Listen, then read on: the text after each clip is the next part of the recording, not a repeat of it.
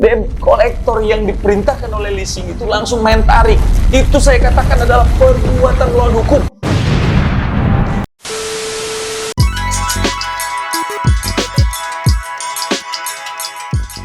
Assalamualaikum warahmatullahi wabarakatuh. Jumpa lagi bersama saya di DJ Shang Lawyers di channel YouTube DJ Lover. Oke, sahabat DJ Love, gimana kabarnya hari ini?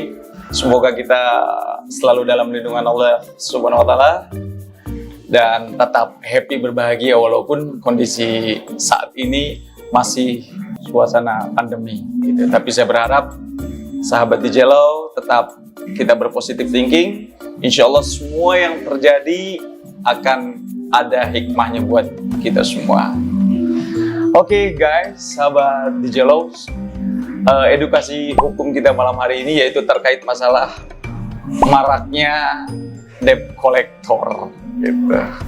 Nah jadi sahabat DJ Love gini, memang debt collector ini kan saat ini di masyarakat kita ini membuat resah.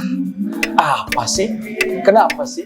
Kok bisa debt collector ini bisa membuat resah? Apa sih yang terjadi sebetulnya di masyarakat? Ya. Jadi sahabat DJ Love, biasanya ini kita sharing ya. Biasanya yang terjadi di masyarakat itu adalah penarikan kendaraan bermotor, baik roda 4 ataupun roda 2 gitu. Kenapa kok bisa terjadi penarikan? Kenapa? Masalahnya di mana? Gitu. Apakah dari salah satu pihak itu wan prestasi atau cedera janji atau gagal bayar?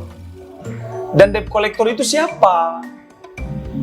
Yang bikin perjanjian ini kan antara debitur dengan kreditur.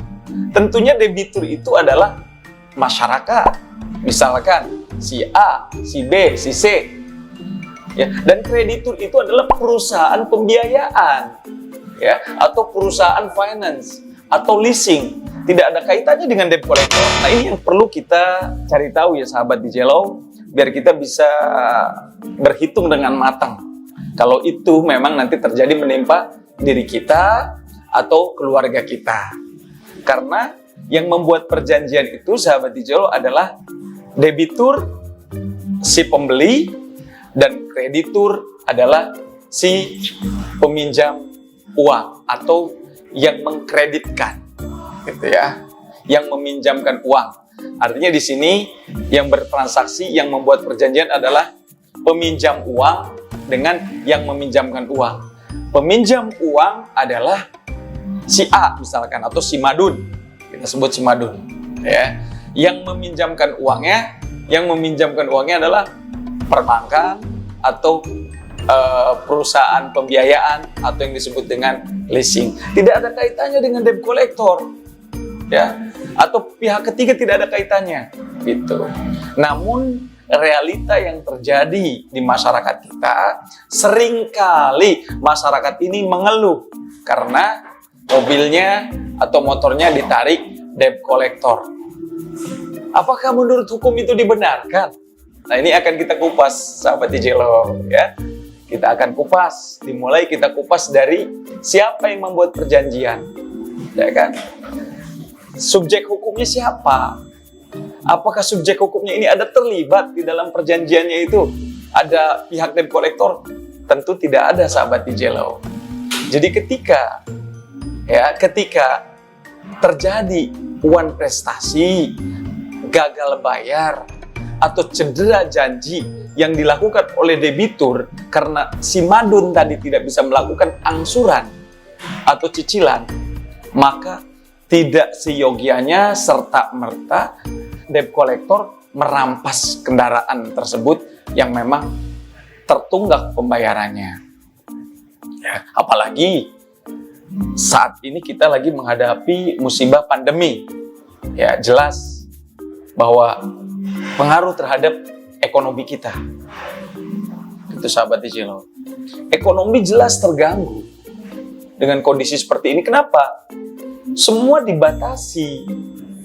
Karena contoh kayak adanya social distance atau physical distance atau yang terbaru sekarang pembatasan sosial berskala besar. Itu sangat pengaruh bagaimana ekonomi para masyarakat ini, gitu kan, para pengusaha ini, gitu.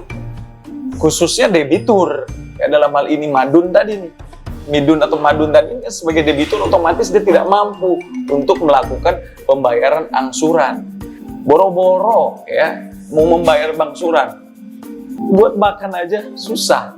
Nah, ini yang saat ini dihadapi oleh masyarakat Indonesia, ya masyarakat luas Indonesia, untuk ya membiayai hidupnya aja susah, kehidupan sehari-harinya, apalagi membayar angsuran. Dan alhamdulillah ya kemarin Presiden menyampaikan, kepala pemerintahan kita, kepala negara kita menyampaikan memberikan keringanan atau kompensasi kepada para debitur, ya, kepada para debitur untuk membayar angsuran selama 1 tahun. Nah, ini harus diingat nih oleh sahabat DJ Law nih. Jadi ketika saat ini momennya pandemi, kita tidak mampu bayar angsuran, tidak boleh pihak leasing atau pihak finance atau pihak perbankan mengambil serta-merta kendaraan yang tidak bayar atau nunggak, begitu. Gimana sih kalau di luar pandemi? Di luar pandemi pun tidak bisa langsung serta-merta perusahaan finance atau leasing ini mengambil kendaraannya debitur, gitu. Jadi dia harus mengajukan dulu, ya, mengajukan permohonan sita eksekusi kepada pengadilan, gitu. Namun apa yang terjadi praktek di lapangan ini? Debt collector yang diperintahkan oleh leasing itu langsung main tarik. Itu saya katakan adalah perbuatan melawan hukum. Ini dua hal yang berbeda. Jangan sampai membela dengan melawan hukum, gitu. Artinya oke, memang debitur ini bukan prestasi atau gagal bayar, ya. Tetapi ada prosedur yang harus diikuti oleh perusahaan finance, ya, untuk mengajukan permohonan sita eksekusi kepada pengadilan negeri. Jangan langsung memberikan kuasa kepada debt collector untuk mengambil secara paksa motor itu. Itu melawan hukum. Saya katakan melawan hukum. Tidak boleh, ya.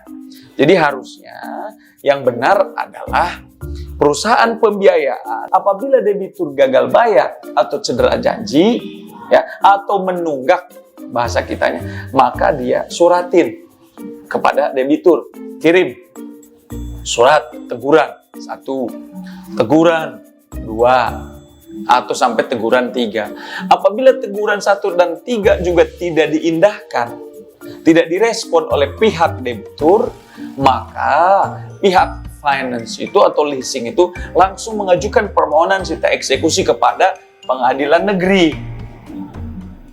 Gitu sahabat DJ Law. Jangan main tarik sembarangan di jalan, ya kan? Itu melawan hukum, saya katakan. Apa sih mereka dasarnya pihak finance itu mengambil di jalanan? Ya, mungkin mereka patokannya adalah undang-undang fidusia, ya. Undang-undang fidusia yaitu Undang-Undang Nomor 42 Tahun 99. Gitu. Jelas di dalam pasal 15 ayat 2 dan pasal 15 ayat 3 terkait masalah hak untuk mengeksekusi secara langsung. Namun saat ini, ya, di 2019, walaupun mereka punya hak eksekutorial untuk mengeksekusi secara langsung, itu adalah dibatalkan oleh Mahkamah Konstitusi. Artinya tidak bisa serta-merta langsung melakukan eksekusi. Dia harus mengajukan yang saya sampaikan tadi, permohonan untuk eksekusi kepada pengadilan negeri. Begitu kira-kira sahabat DJ Law. Ya, perspektif hukumnya adalah Undang-Undang Fidusia, Undang-Undang Nomor 42 Tahun 99 ada di dalam pasal 15 ayat 2 dan ayat 3 itu tidak berlaku lagi untuk mengeksekusi secara langsung. Artinya hak eksekutorialnya sudah tidak berlaku lagi, harus mengajukan permohonan ke pengadilan negeri berdasarkan putusan Mahkamah Konstitusi nomor 18 garis miring PUU strip 12 garis miring 2019. Itu sahabat DJLove. Jadi berdasarkan putusan Mahkamah Konstitusi tersebut, perusahaan finance tidak bisa langsung memerintahkan debt collector untuk mengeksekusi. Perbuatan itu adalah perbuatan melawan hukum. Kita bisa meminta perlindungan kepada Kepolisian Republik Indonesia. Begitu sahabat DJLove. Oke, itu adalah salah satu pertanyaan dari sahabat DJLove di kolom komentar konten saya yang sebelumnya. Jadi, insya Allah kalau ada sahabat DJLove juga yang mau bertanya terkait masalah-masalah hukum, insya Allah saya siap untuk membantu. Silakan aja berkomentar di kolom komentar di bawah konten DJ Sang Lawyers. Oke, sahabat DJLove, mungkin itu aja yang bisa saya sampaikan terkait masalah penagihan di momen pandemi. Ya, demikian. Ikutin terus konten-konten hukum dari DJ Sang Lawyers berikutnya. Assalamualaikum warahmatullahi wabarakatuh. Keep calm and call your lawyers.